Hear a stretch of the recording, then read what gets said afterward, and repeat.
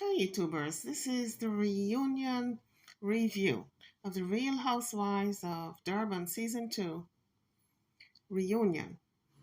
So the show opens up with the ladies getting all glammed up, their hair done, makeup done, looking on point.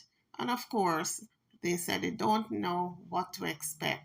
Anything can happen on this reunion special, this reunion show. So, of course, there's a lot of pre show jitters because they don't know what's going to come out of each other's mouth. Some of the ladies, of course, are not on speaking terms outside of the show. They're really not friends. So, after the ladies were done putting on their makeup, looking fabulous, of course, with their outfits, they were strutting their stuff down the hallway to enter the room where they were going to hold this event of the reunion. Tobili was the first to enter, looking like a goddess with her cape dress.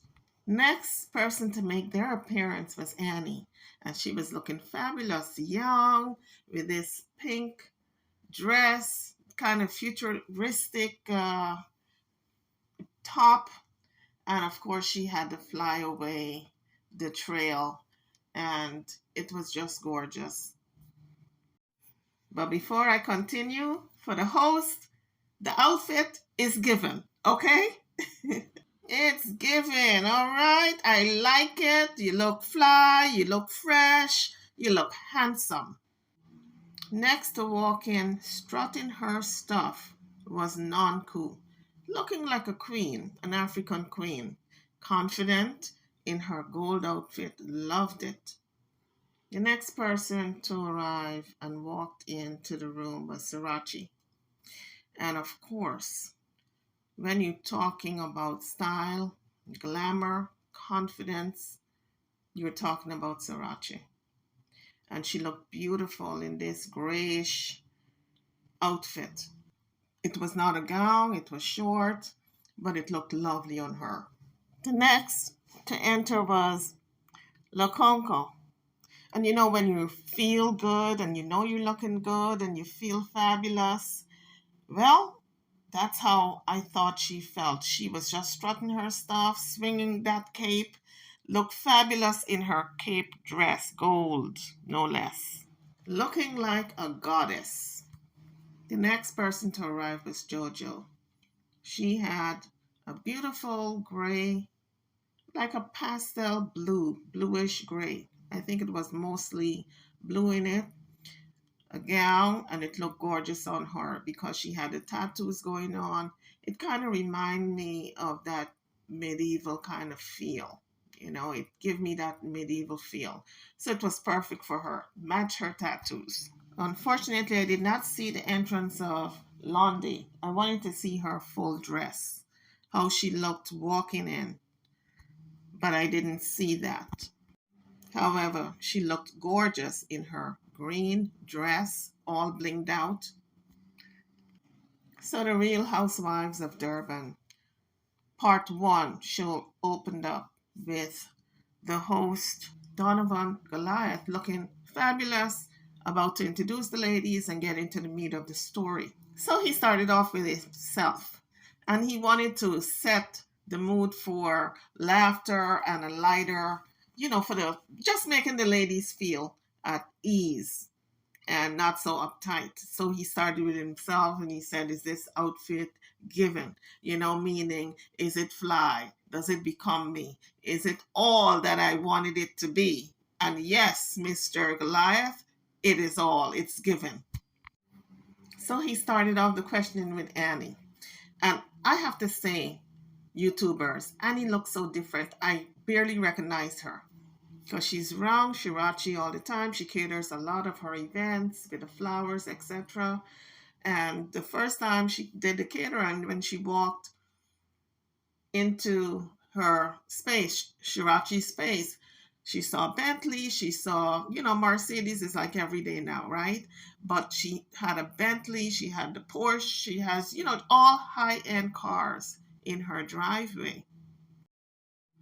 So he said to her, how are you, sister? And she said, I'm still here, because let's face it, she had a lot of drama with some of the ladies this past season. And so when she said she's still hanging in there, it was an understatement.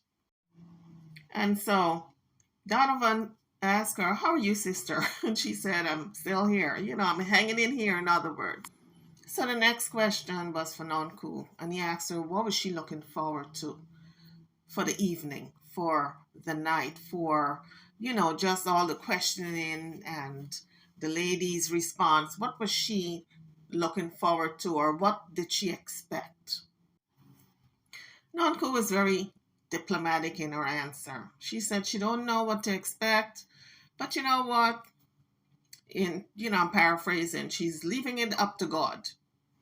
So he said to her, you've answered nothing with that answer. And really, what can she say? She don't know what's going to come out of these ladies' mouths. She don't know if they're going to talk negative about her or positive. So she's got to be reserved in her answering initially. So the next person he turns to is Lukonko. So he just made a comment to her that they were lucky to have her there on the stage because she was tied up elsewhere doing, more important things. So he jokingly said, we had to fly you all the way from Turkey.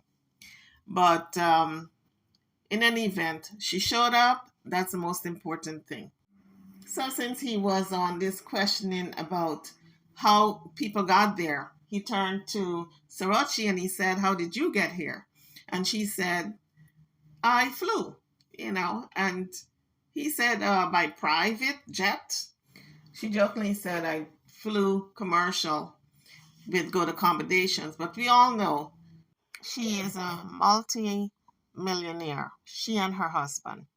And I'm sure she had a private jet and she flew solo. I'm sure of it.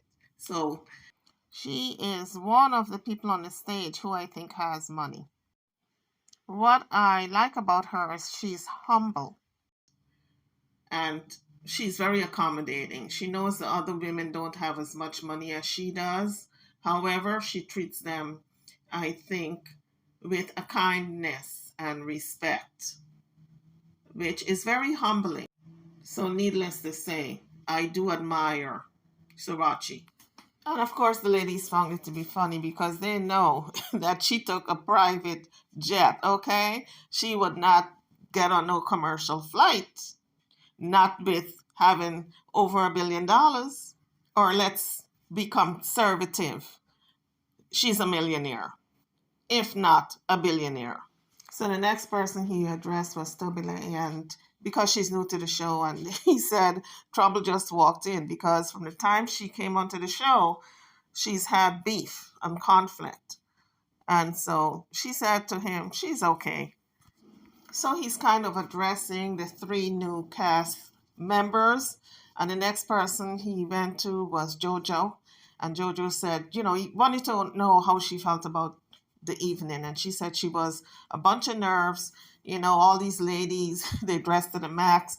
They always are on point. So she has to up her game. Pretty much that's what she said. So next he turned to Londy and he said, any news that you would like to tell the ladies? And she said, well, the girl has been baking. She stood up. We saw her abdomen. She looked like if she was 6 months, even 5. But she said, no, I'm about to deliver any day now. I just have a couple of weeks left. She really carries small, I must say. One of my younger sisters carried that small. When she was at the end of her pregnancy, it looked like if she was only 5 or 6 months. So now we understand why she did not walk in with like the other ladies, when they walked in and strut their stuff to walk into the room. We did not see her walking into the room because she had this big reveal to tell the audience, and she didn't want to announce it before the official airing of the show. But you know what, YouTubers, I did notice that not one of them said, I knew, she told me.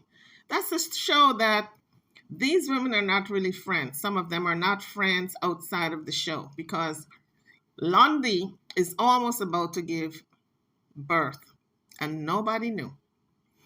I'm sure a few people probably thought that, oh, this is the beginning of her pregnancy. But she said, no, I'm about to give birth.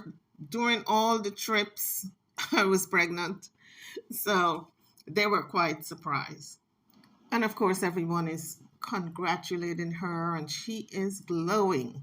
You can tell she is expecting because they say all mothers glow when they're expecting. So he started to show a clip from the past show of Annie having problems with several of the ladies. One of them was Nonku, and the other one was Loncoco.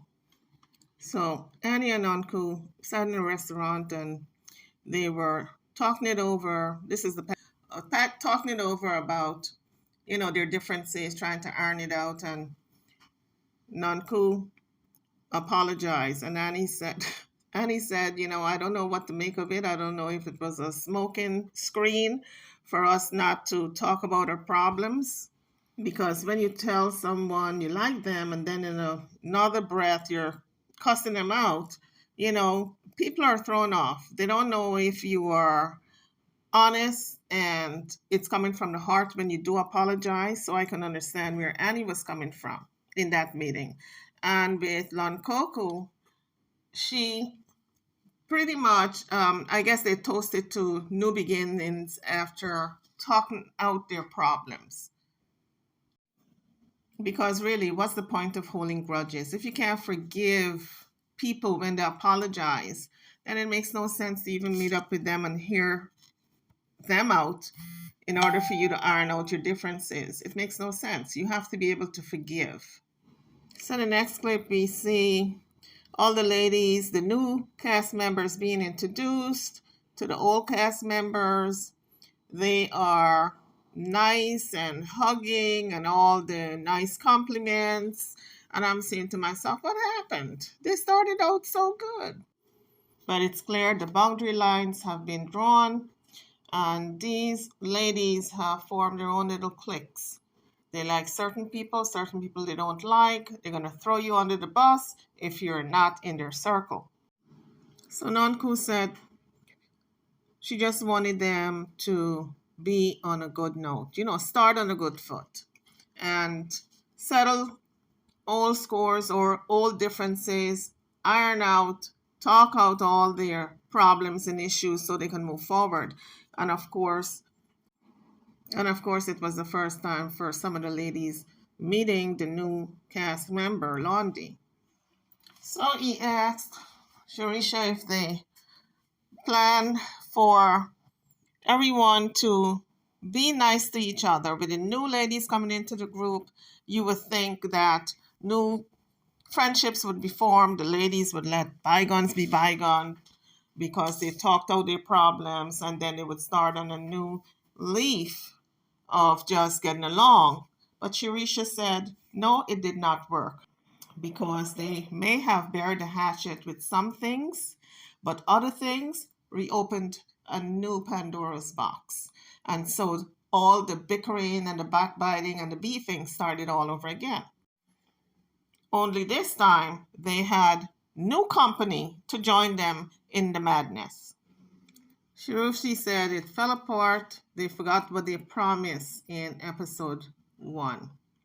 And so it was back to the old nastiness, the old backbiting.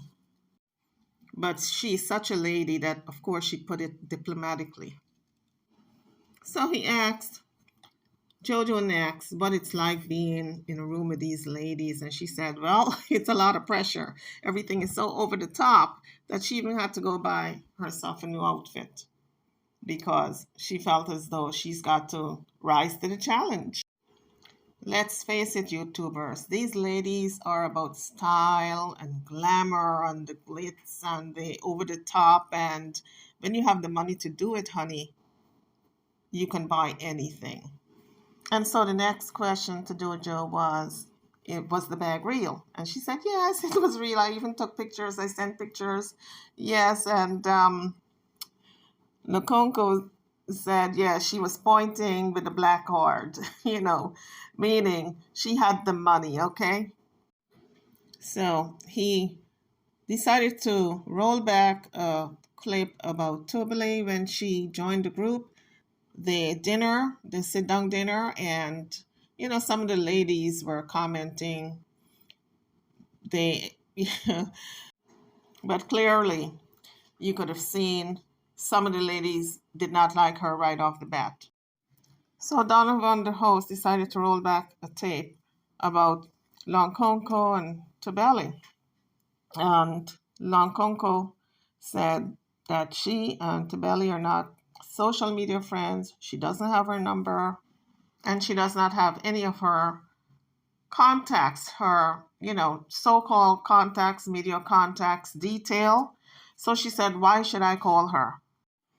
Or why should she or would she call her? So the next question Donovan asked Nankoko is if she's inheriting a beef from her sister wife. So she said absolutely not. And you have to wonder, when people are beefing and you step in and you give your opinion, you have to be very careful of the opinion you're giving, because it comes off as if you have taken over the beef, the battle. Although some people believe in you pick on one family member, then you pick on all of us, one for all theory. You pick on one, you pick on all.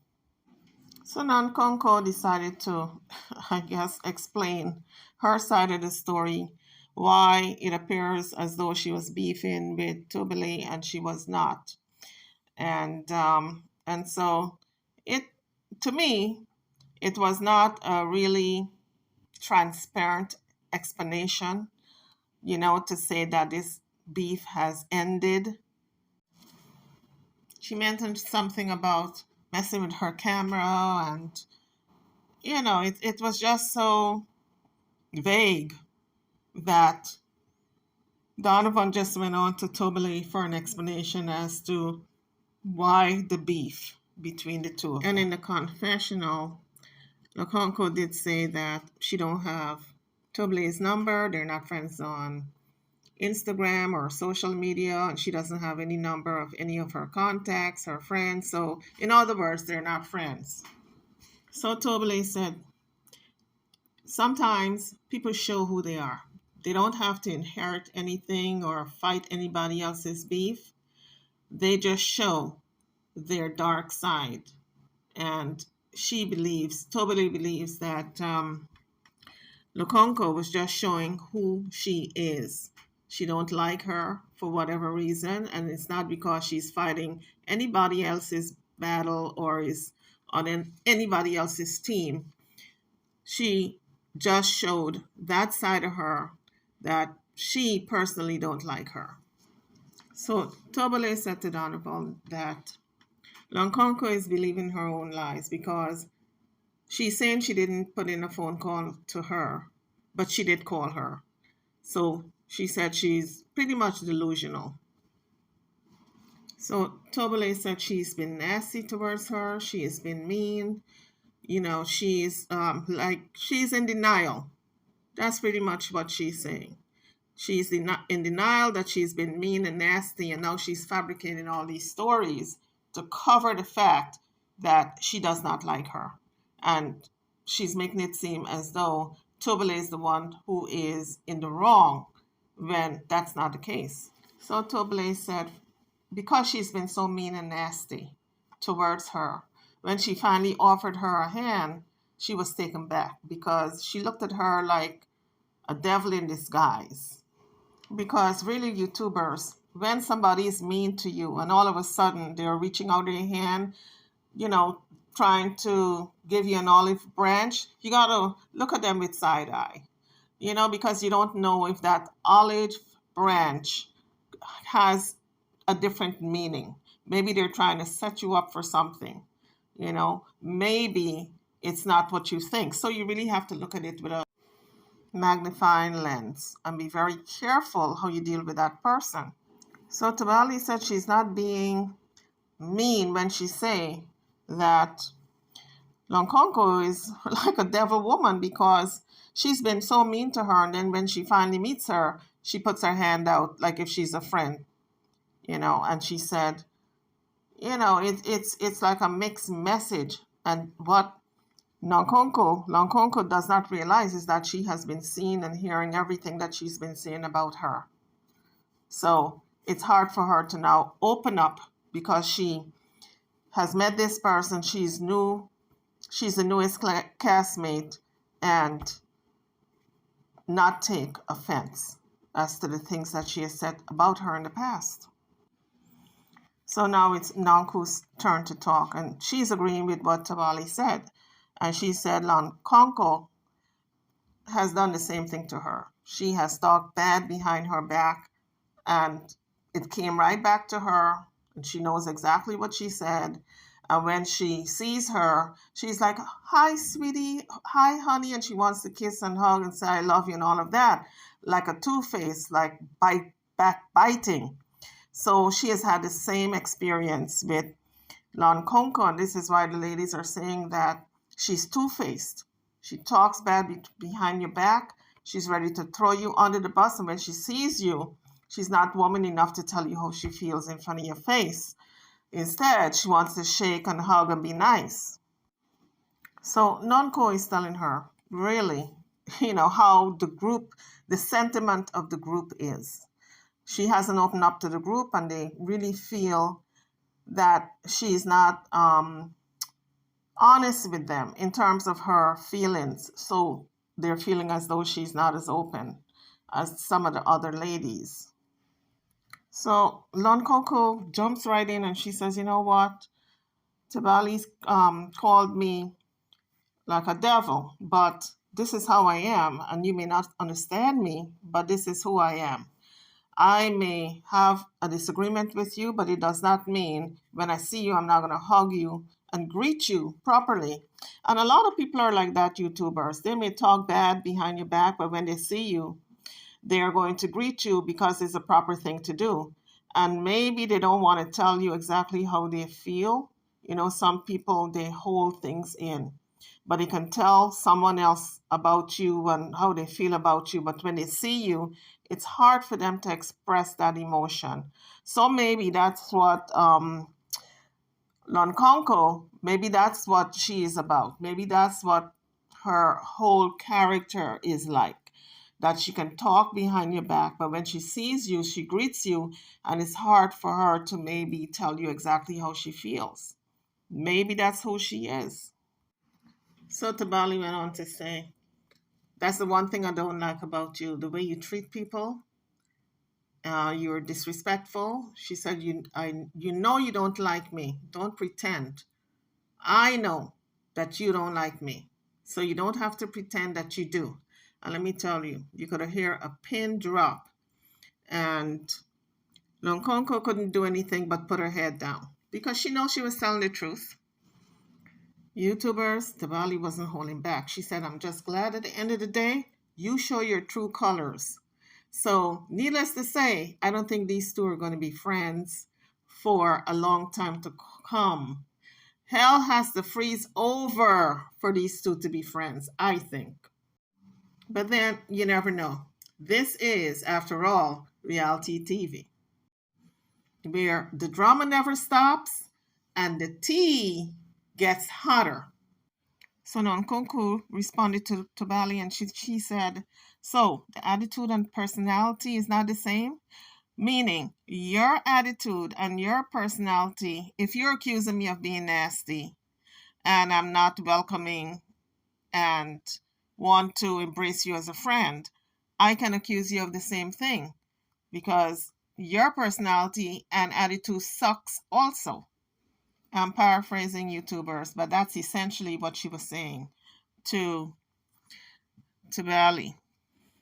So this little exchange these two ladies had on stage did not solve the issue of why they are not cordial to each other, why they're not speaking, why they are not friends on the show. If anything, it drove them further apart. So next up, it's Londy and Lankoko. And Donovan wanted to talk a little bit about these two and their friendship and why it broke up, because the viewers love their friendship. And so he reeled back the tape as to how their friendship was. And then he wanted them to explain what happened. So when Londy met Lonkoko, and they did form a bond, a friendship, and she felt as though they understood each other. And she was looking forward to fast becoming friends with Lonkoko. So as the friendship progressed, we saw it in the clip of one of the shows. Londy told Lonkoko that she was confused, that she's telling her one thing and telling the group another thing. So, that kind of took her off guard. She did not know what to make of the friendship at that point. And I think we can all identify with how Londy was feeling. Because you come into a group, you're the new person in the group, you form a bond and a friendship with someone else in that existing group, and then that person turns on you and says bad things behind your back and is nice in front of your face. And I think a lot of people have gone through that. And it's a very hurtful feeling. It's a sense of, it really is like a betrayal, that you trusted this individual with your feelings and then they backstab you. So in the confessional, Lonnie said there's no friendship. I mean, I can't be around someone like that. I can't have that person in my life as a friend who is going to backbite me and talk bad behind my back and in front of my face, pretending to be my friend. And we all can understand that. So Donovan said to Londy, you're going to go first in answering this question. What was the straw that broke the camel's back? And then he's going to ask Nonku the same question. So Londy said for her, it was the fact that if you're going to have a friendship with someone, there are some basic questions that you should know right off the bat. Is your friend married, dating, single? What they like, what they don't like, first name, last name. Just be truthful. That's all she was saying. And in this friendship with Lonkonko, she was saying that she didn't know a lot of things about her. And when she asked questions, she would be so vague that she can honestly say she didn't know her, although they were supposed to be friends. And I agree, if you're going to be a friend to someone or with someone, you should know some of the basic truths about that person, where they live. Are they married? First name, last name. Hell, even middle name. Do they have children? Are they working? Those are basic questions. And if they can't answer those questions, then they're hiding. They're hiding from you knowing about them. So how can you how can you call that person a friend? They're just an acquaintance. They're not a friend. So it was Lonkonko's turn, and she said the friendship feels the same to her as if they had just met. The first time they met, the way she felt about Londy, she feels the same today. And Londy interjected and she said, wait a minute, you said there was no friendship. You say that you're tired of the long phone calls and going through my Instagram page. So then, Coco jumped right back in and she said, listen, my platform is different from yours. You get with people and you talk about me, and these people don't know me, but you have formed an opinion about me based on what they told you. So Londy said to Loncoco, I'm supposed to be your friend. And if The ladies are asking questions about you, questions that I should know as a friend. I cannot answer those questions. That means that I'm not really a friend. Because if I was your friend, then I would be able to answer the basic questions. So Londy said, friendship requires honesty. And how true that is. That's putting it in a nutshell.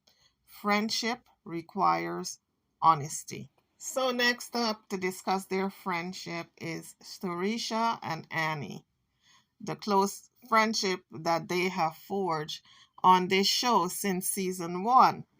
But before we get to their friendship, he shows a clip of Annie talking to Nanku, and she said she was worried about her. Obviously, they're not friends, but she still was worried. And then Nanku said, okay, you don't like me. Okay. We're not friends. Okay. FYI, YouTubers, if you're concerned about someone and you're talking to the person about your concerns, that you're worried about them, you do not put it in the conversation that you're not friends. You don't like them. Okay, you leave that out just for this particular conversation. So it can really show that you're concerned and you're worried about the person. So when Nanku said, okay, you don't like me, Annie said it's tricky. So on the show, Donovan said, what do you mean when you said it was tricky with Nanku? And Annie said that with Nanku, it's been ups and downs. It's been a journey. So Annie went on to say after season 1, after what happened, she couldn't connect with her anymore. She couldn't open up. She couldn't forge and form a friendship. But then she learned to open up a little bit. And they became cordial. Not true friends, but cordial on the show just to mingle. And she said even with when they have interviews and Nanku would say, Annie, I love you. And Annie said she respects Nanku. No, YouTuber, she didn't say she loves her. She didn't say, I love you also. You know, when Nanku would say, Annie, I love you, what's the response for most people? Oh, I love you too, girl. Oh, I love you back. I love you more. That would be the normal response for most people. But Annie specifically said, Nanku would say, I love you, Annie, and I would say I respect Nanku. So there's no love here when it comes to Annie and Nanku. It's one-sided, okay? So Annie went on to say she respects Nanku because she owns herself. She is non-apologetic for anything that she does. We all know, we've seen her on the show, she's wild and crazy. She's always getting drunk and she has no inhibitions. She let it all out. She owns who she is. And so Annie respects that. But of course, she's not about to form a friendship with her, a true friendship, and she's not going to let her in to become a friend of hers, a true friend, like she did with Sriracha. So Nanku is still throwing that olive branch out to Annie. She said deep down inside, she feels as though Annie is kind of fragile and she just feels as though she puts up this tough exterior because she has to protect herself. And what was funny, she said, deep down inside, I think she loves me. And of course, I find that to be funny. And of course, the ladies on the stage laughed about it because, trust and believe, Annie is not about to show this woman love, okay? Because she remembers season 1. And that is still in her craw, still in her gut, still in her mind. She's not going to give her another opportunity to hurt her. So when Nonku said she loves me, Annie deep down in her soul, she loves me. Annie just busted out laughing. I mean, what can you say about that? Annie does not like, well, she doesn't love this woman. I don't even believe she likes her, let alone love her. So, but Nanku had to finally say that it's a love hate relationship. Now, Annie can agree to that. It's a love hate relationship. Nanku loves her and Annie hates her. Okay? So let's let's just cap that off at that point. Love hate relationship. So at this point, Suruchi jumped in and she said, I just want to tell a little story about Annie. When I first met her on season one, I didn't think we were going to be friends at all. Now, Sriracha is kind of conservative and sophisticated, and Annie's like a wild child. She's more free spirited, so I can understand why she said what she said. But she wanted to tell this story, and she said that Annie was bullied a lot when she went to school in London when she was younger. And Annie confided in her and she told her that story. So she said she don't think she's going to be friends with her after she tells this story, but it was an innocent story. And it's not something that you would fall out of friendship with a person for. The only thing that you would fall out of friendship for is confidentiality. Maybe she didn't want the world to know that she was bullied, but I don't see any harm done in her telling the story. As a matter of fact, by her telling the story, maybe more people, more young people can come out and talk about how they are being bullied. I think it can only help a younger generation to come out and speak about bullying because we're living in a society where there's bullying on the internet now, and a lot of young kids are prone to suicidal thoughts and tendencies and actually do commit suicide because of bullying. So I think whether Annie wanted to be told or not, it's an important story to tell.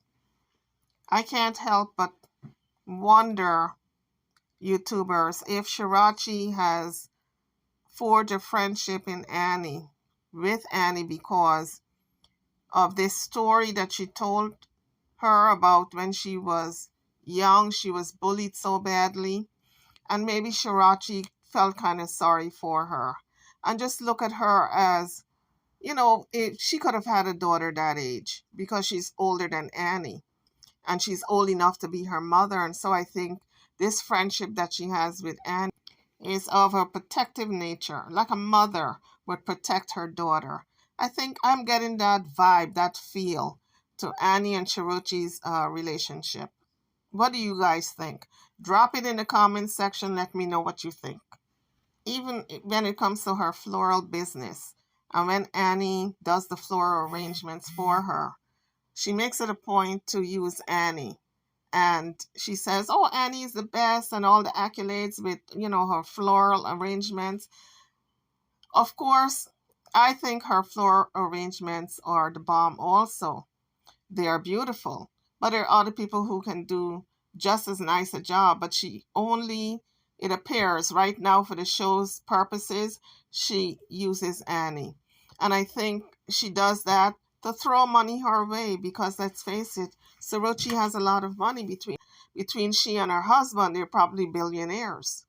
So Saruchi continued to talk about Annie and, it's okay for her to break that wall down now. She was saying, Annie, it's okay to just break the wall down because you're safe now.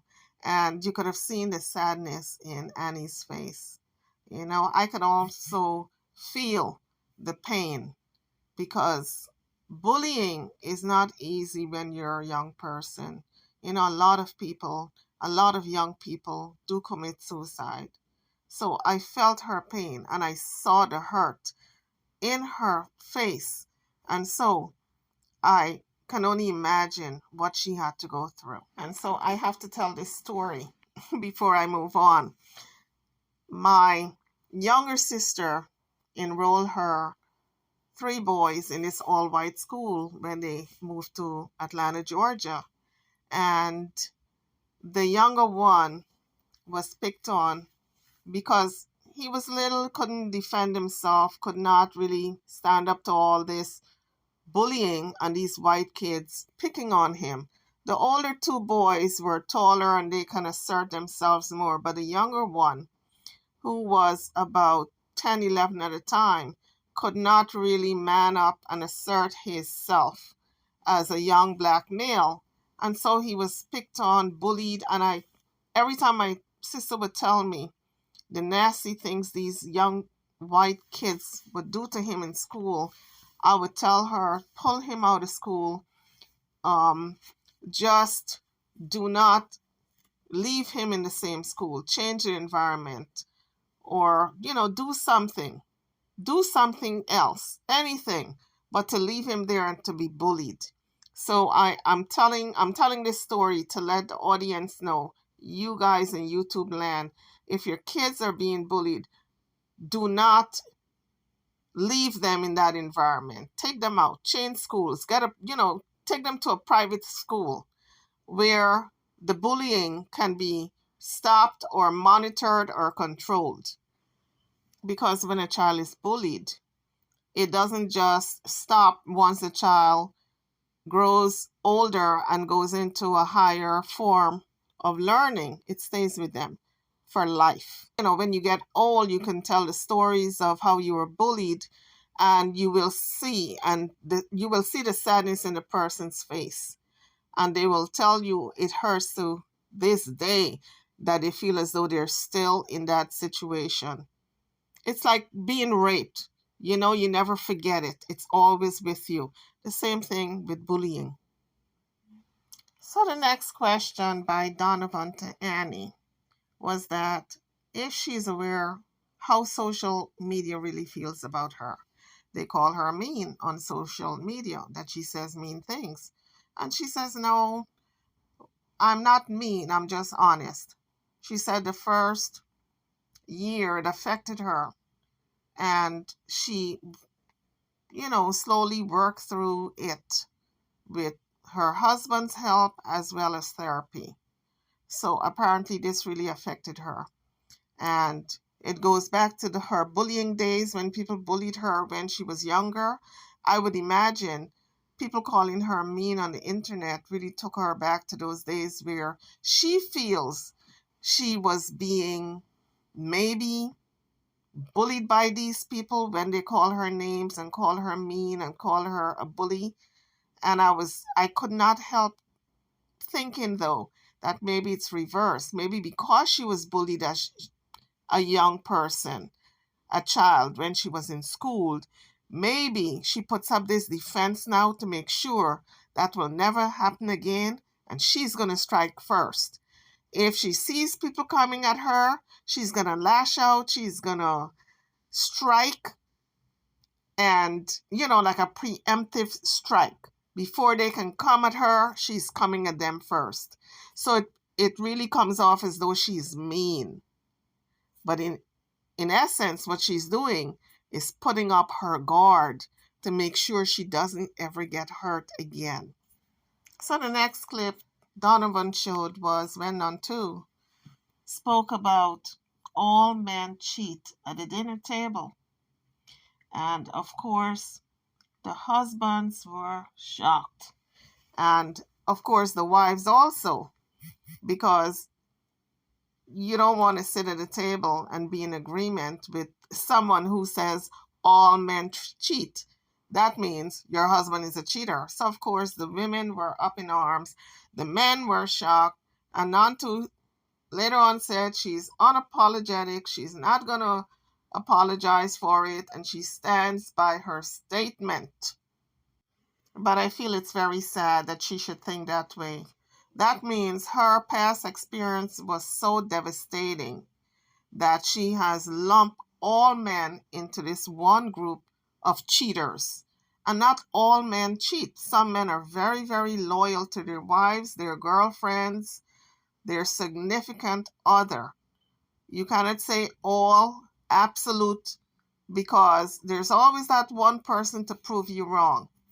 And I know of many men, including my brothers, many men in my circle, friends, my brothers, and a lot of them are not cheaters.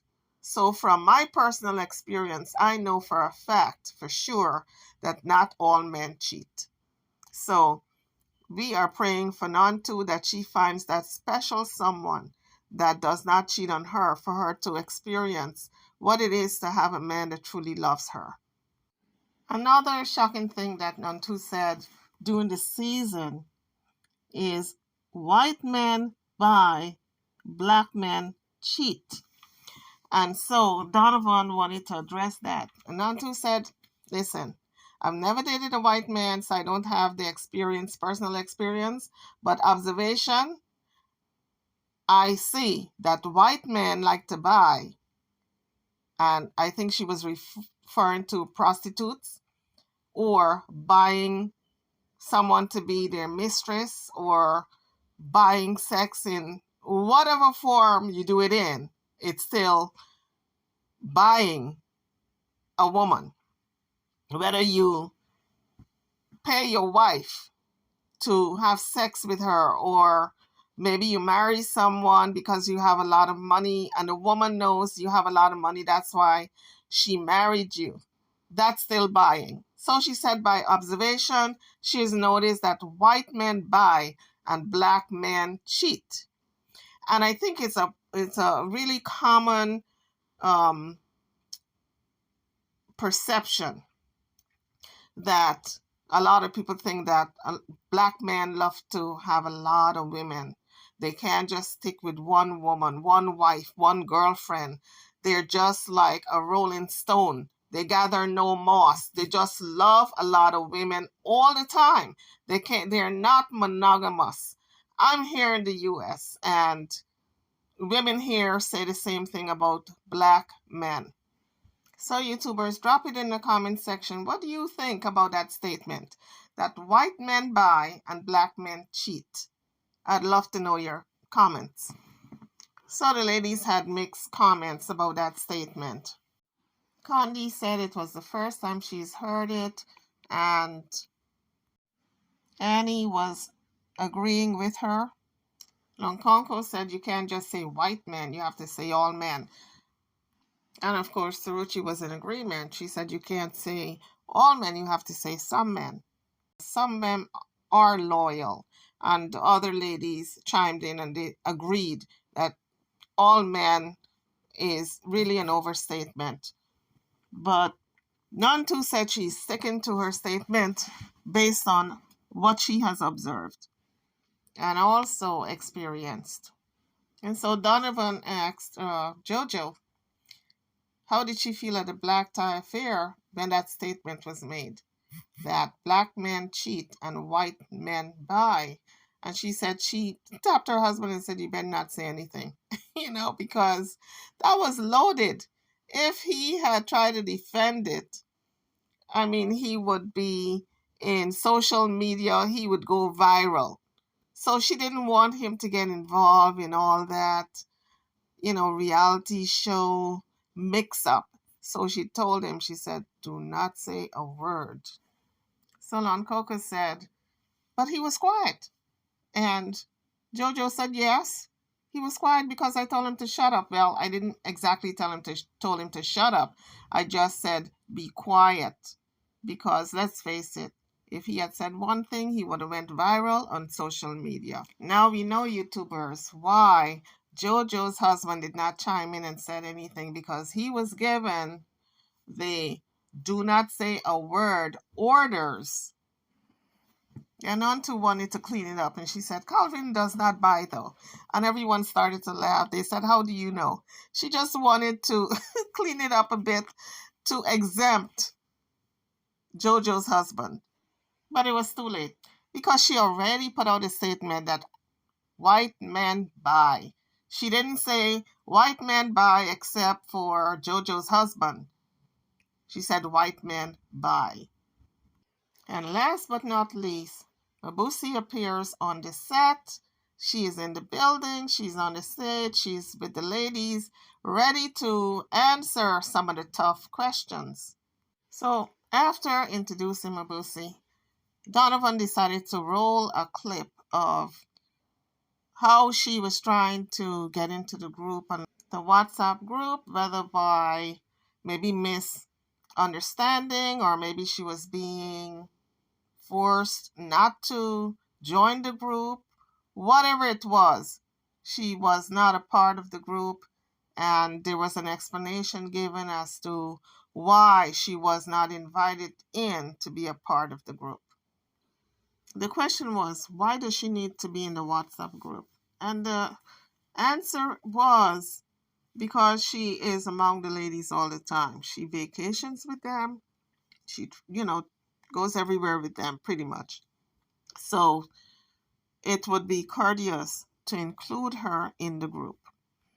And this is why I like Sriracha, because in this clip, Sriracha explained to the ladies because she vacations with them and she is a member of their circle. That's why she should be part of the WhatsApp group. So Sriracha said she didn't offer her to be part of the flight because she forgot she wasn't part of the group. If you're not in a WhatsApp group and she sends a group message out, then of course she's not going to get it because she's not part of the group. And that is why it was important to add her to the group. You can't be part of a show and you claim as though you want to get along with everyone and you're excluding people from the experience.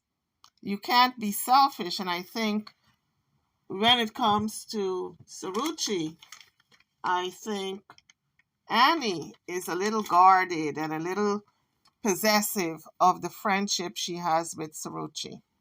I think Mabusi wanted to be a member of the group just to belong, just to forge some friendships. But after 3 months of asking, she said she was asking for 3 months and she had not been added on. Then she said, you know what, I'm just going to move on with my life and call it a day with these people. If they don't want to add me in the group, it's okay. My life does not stop. So Annie said the real reason why Mabusi wasn't added to the group was when the group first started, it was for the people who were doing the OTS. And so since Mabusi wasn't part of that, she was excluded from the WhatsApp group. And so Donovan asked Mabusi if she was cool with the answer. And she said, at first I felt as though I was missing something. What she should have done was to properly explain to me. I'm talking about Annie.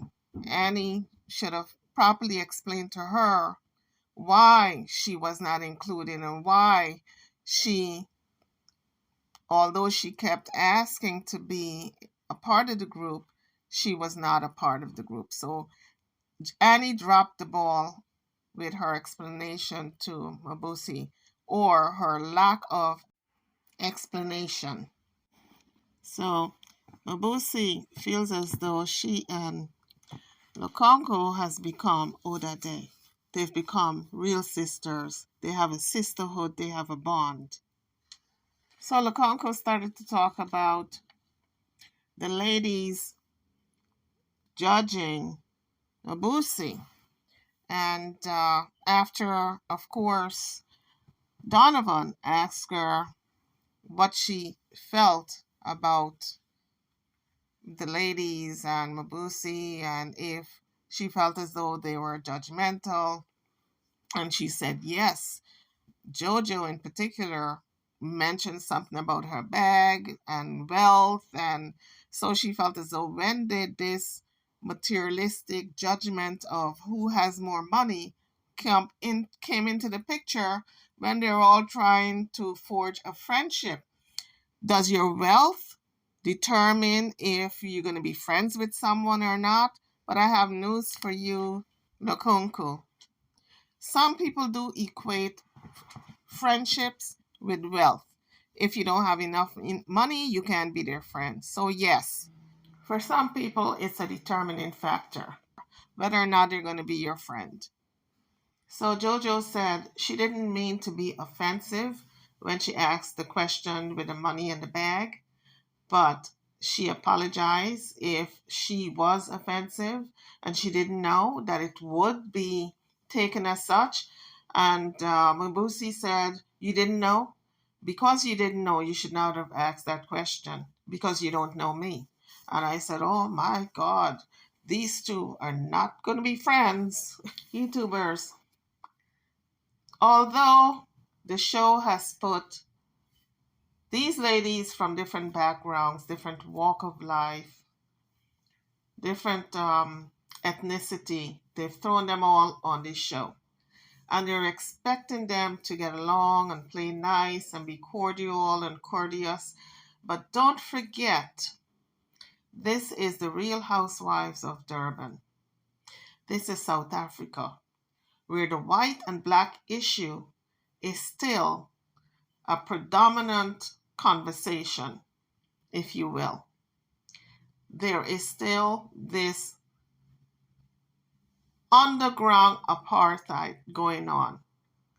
The black issue and the white issue is still very much alive and well, as it is in the United States with the KKK and the lynchings and the slavery, etc. In South Africa, there are still the issues with the Afrikaners and the blacks there.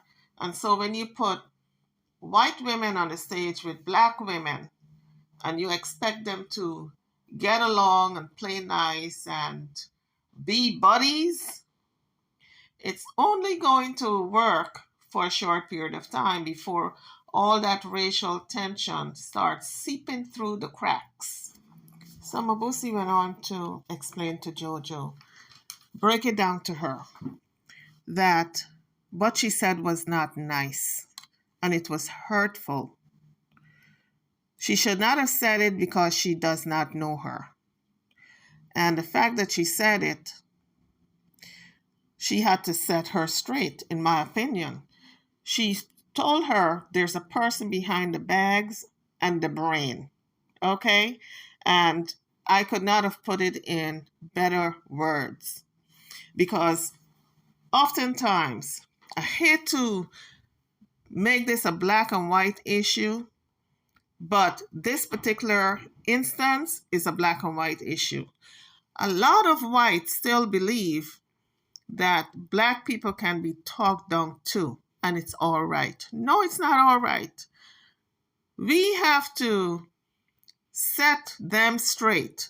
Whoever makes inappropriate comments, we have to set the record straight and we have to straighten out that person every single time because it's a disrespect. We don't do it to other groups, but yet they feel they have a right to do it to us.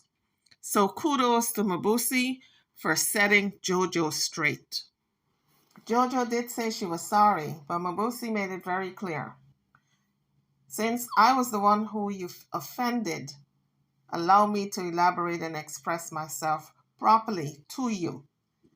And she said it's my prerogative to express myself, and I'm going to do so because she kept interrupting her and trying to talk over her and speak over her. And she asserted herself with Jojo. And Jojo, of course, relinquished. She pulled back and she said, okay. And they ended it there. But I can see these two are not going to be friends.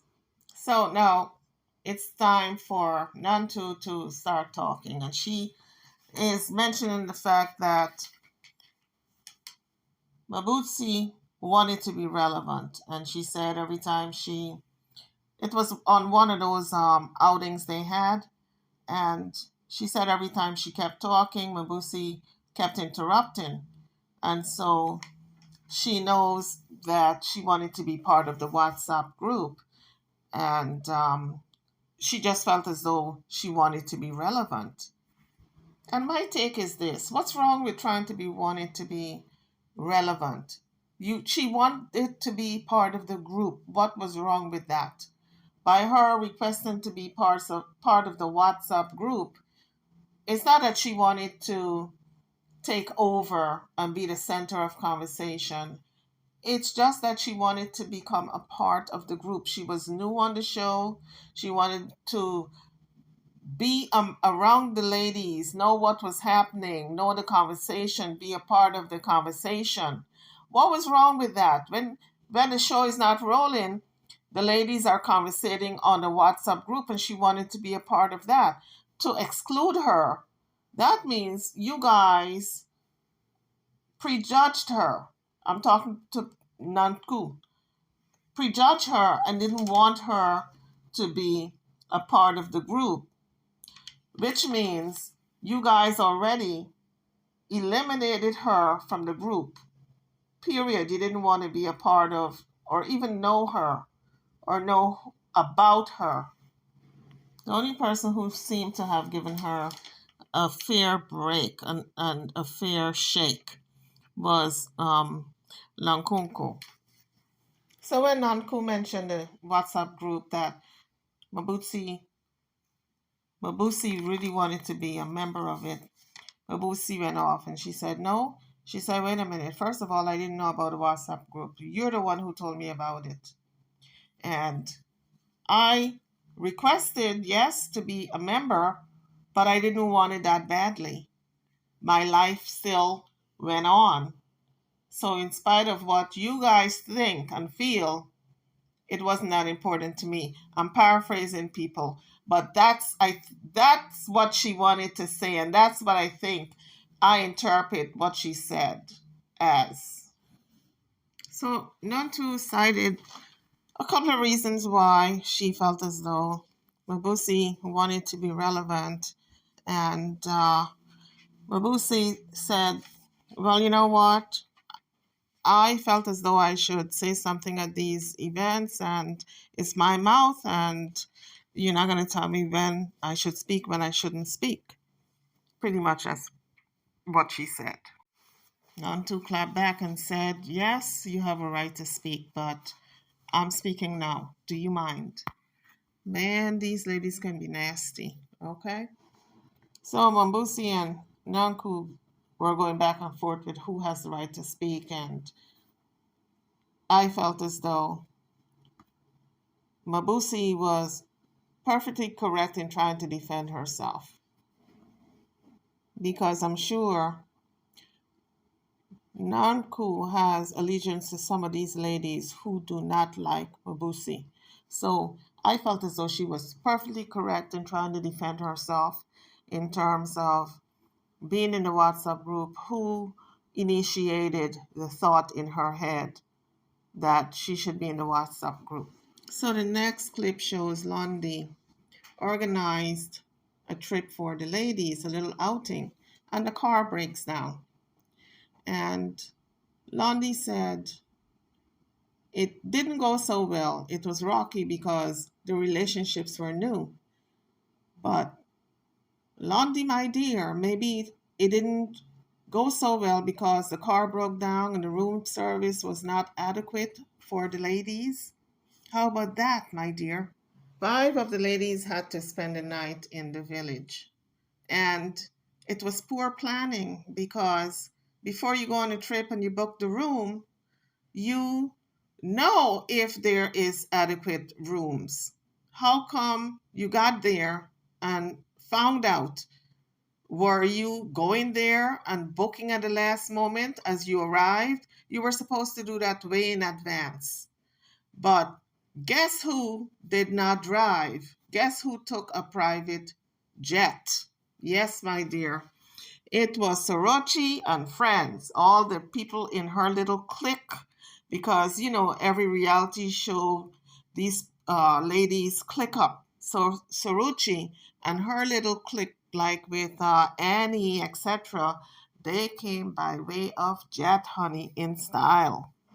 So one of the ladies said they did not have the jet option. That's when the whole group who took the car realized that Sriracha and friends like Annie, they all got on her jet and flew out to the venue.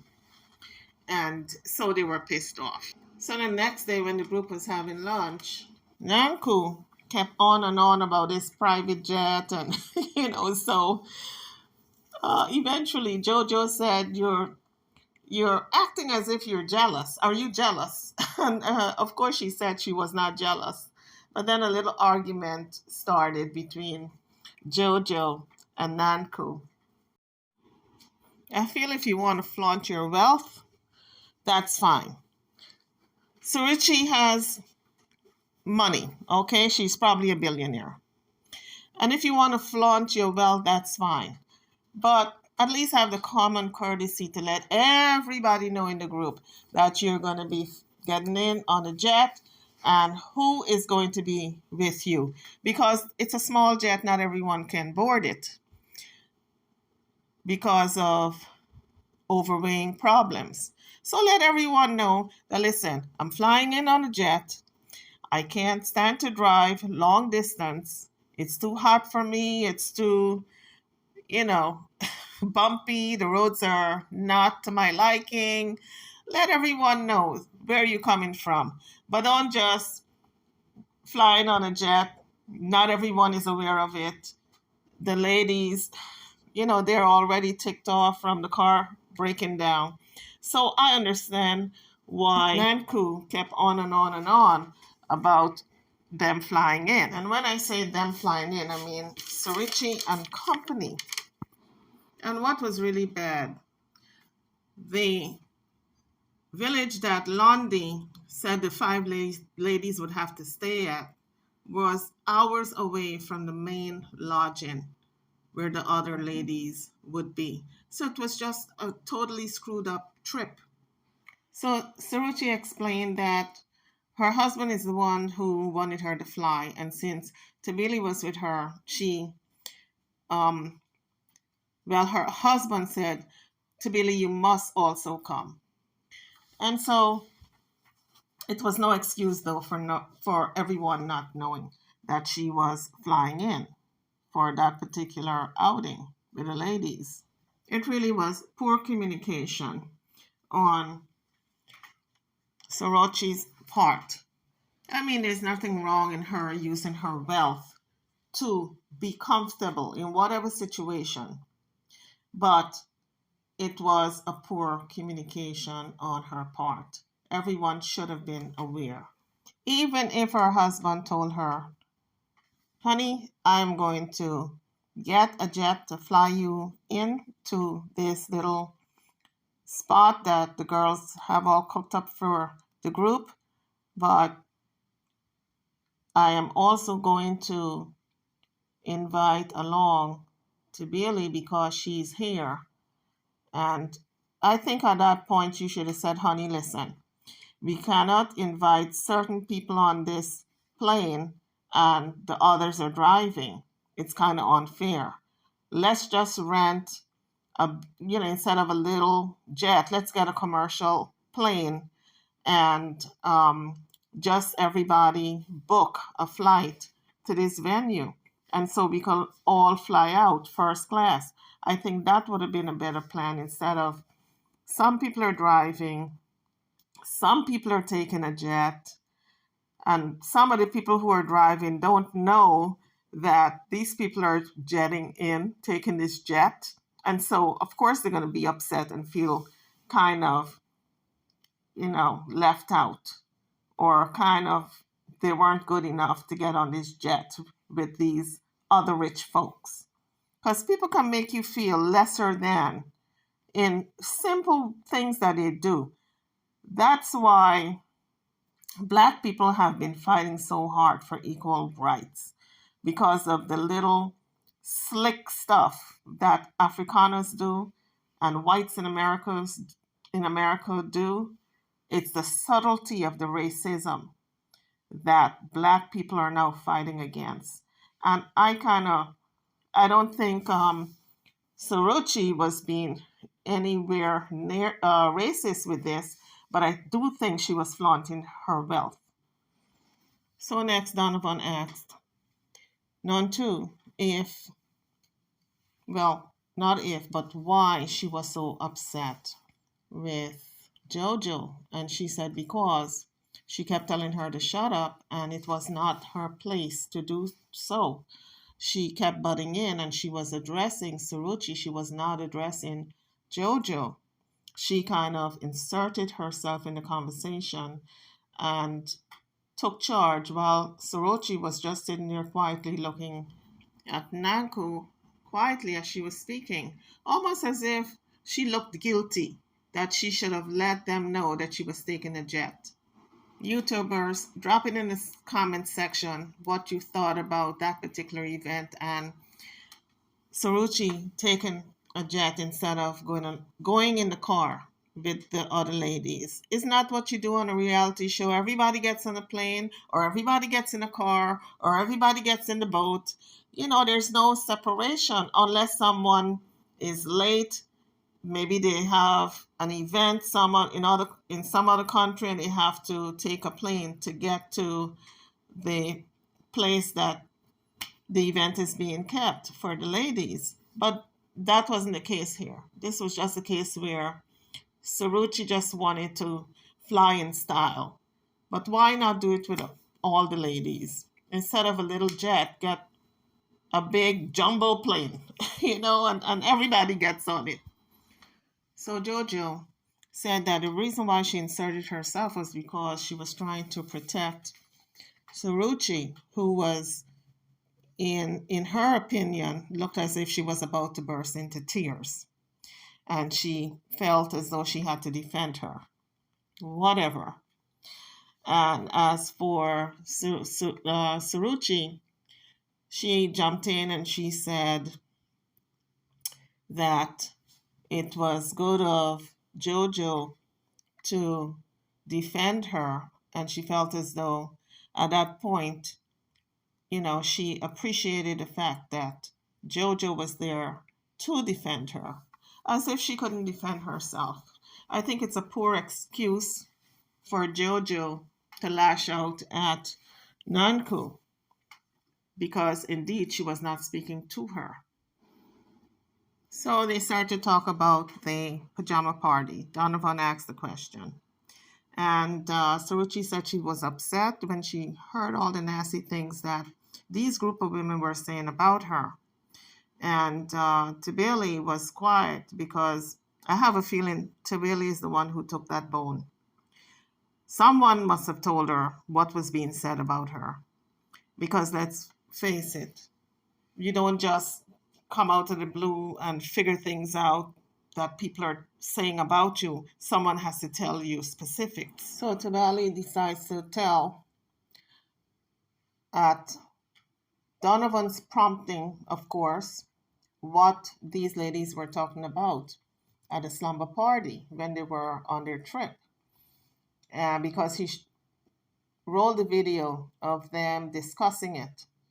And Tobili said they were talking about why Saruchi invited Annie along was because she was scared of her. And of course, that opened a discussion. Of course, they said other nasty things. And Tobili said she didn't want to say anything because she was new to the group and she didn't want, I guess, the bickering based on what she would say. But then when they started to put it on the table, that's when she spoke on it and she voiced her opinion. So Tobili also brought up the cologne that was missing and it was found by the door. And so it's every little thing on this safari trip that they brought up in the show. Every little nook and cranny that was left unaddressed. Of course, this is a reunion, so they have to touch on everything. So when Tobili said that it was Mabusi who said that Saruchi was scared of Annie, and that's why she invited her along on the plane ride. Of course, Mabusi denied it, and they went back and forth with, yes, you said it, no, I didn't, yes, I said it, like children. So it appears as though Nanku wanted to get out of it. She wanted to talk her way out of the fact that she contributed to talking badly about Saruchi.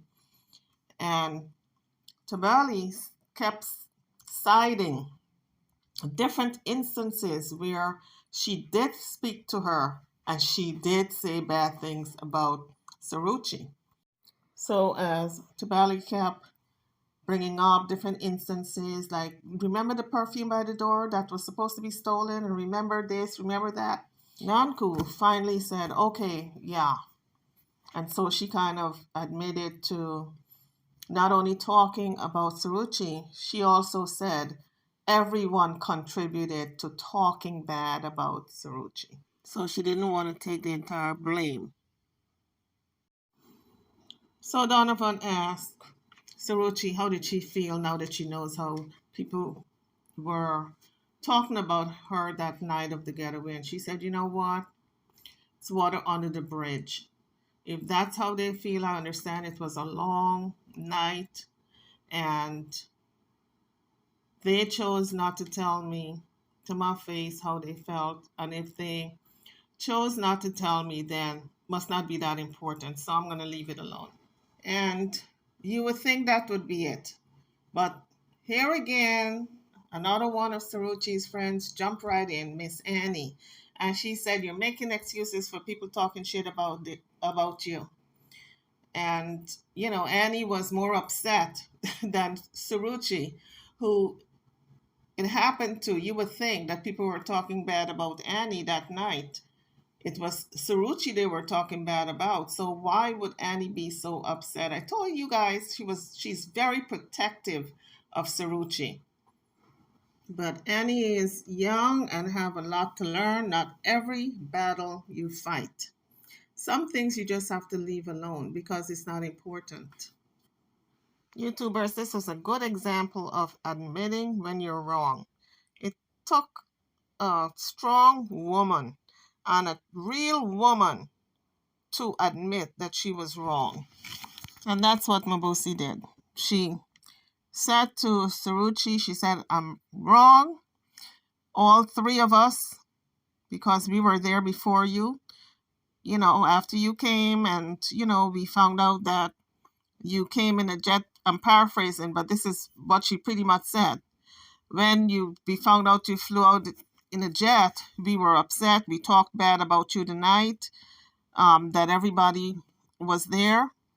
And I apologize because you've been nothing but kind to me and you don't deserve it. So I apologize. Now that's what a real woman does, That's what a real woman will do. She will admit when she is wrong. And I have some respect now for Mabusi. I can see where she is, upstanding in terms of being a woman. Like I like Saruchi. Although she tends to flaunt her wealth, I still like her. So to bury their differences, Saruchi as well as Mabusi hugged it out. And I'm surprised that Annie didn't jump up and say, why are you hugging and why are you kissing? Lonkonku apologized as well. So Donovan said, okay, moving right along. So the next clip shows the ladies with this truth game. You ask the question and the ladies are supposed to tell you the truth. So the question was asked to Tobili first. Since she's been married to her husband, has he cheated on her? And in the confessional, she said she was so angry that he asked that question because it was so personal. But again, this is a reality TV show. This is what you signed up for. If you do not want personal questions to be asked of you, don't answer it or don't come on the show. But since you're on the show, you don't have to answer every question. Why do ladies feel they have to answer everything that people ask them? You don't have to answer. There's no written rule that you have to answer. It's just like the follow-up question to Annie if she was sure that her husband has never cheated on her, she didn't have to answer that either, because these questions are so personal. Well, if you answer the question the wrong way and your husband get a whim of how you answer that question, it might not be to his liking. What if she said, yes, I know definitely he cheated on me, and he heard that on the internet? It has a lot of ramifications. And so certain questions they should never answer. People have to realize they have a life off of the internet. When the show is done and it's long forgotten, these people still have to live their lives with their spouses. And so they have to be careful how they answer these questions, not to ruin their marriage. Donovan asked Annie, who does she think asked that question? If she's confident that her husband has never cheated. And she said, well, it could be several people. And for one, it might be Nonku, because she said all men cheat. But she doesn't know for sure who it is. And of course, he posed the question to Tobili if she is sure that her husband, or if her husband has cheated since they got married. And she said at first she thought it was Mabusi, but now that she's gotten to know her, she doesn't really know who it is, but she don't think it was her. But in fact, she does not know who would ask such a personal question. So Donovan decided to play another clip with Nonku telling the ladies that her ex-husband wants to get back together with her and confessed his love to her. She went on to say that her husband did try to get back together with her, but she would not have it. So if it was up to her, he would be back in her life, in her home, in her bed. And some of the ladies, I saw one person pulled out their cell phone and started to look at it. And another person had their head down with their hand over their forehead. So that tells me they do not believe her. So after rolling that clip of her making that statement, Donovan then said to her, when did Cecil, your ex-husband, when did he say that he wanted to get back to you and you are the love of his life and he really wants you instead? So Nanku replied. She said she's not going to answer the question.